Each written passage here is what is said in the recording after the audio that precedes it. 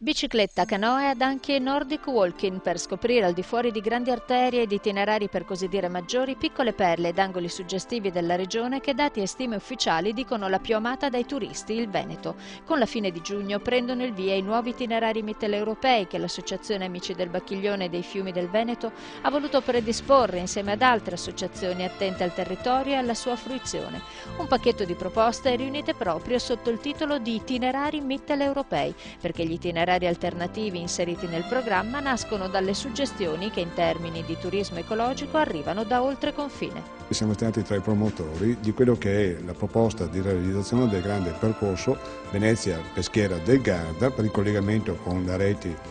mitteleuropee e poi da Padova al Trentino. A piedi con l'aiuto delle racchette, in sella ad una bicicletta o pagaiando in canoa, i nuovi itinerari mitteleuropei permetteranno non solo un approccio più diretto con la natura e con antiche memorie architettoniche, ma anche di vivere le suggestioni di una spiritualità minore che parla attraverso capitelli, piccole chiese, santuari, ma inseriti nei grandi itinerari del cosiddetto turismo religioso. Un turismo in continua espansione che permette di godere senza stress di angoli in molti casi ancora incontaminati. Questo è il nostro obiettivo, portare le persone a camminare, a visitare e rendersi conto di tutte le bellezze che abbiamo, lavorare sull'ambiente e il contatto con l'ambiente che abbiamo perso e nello stesso tempo inquinare il meno possibile.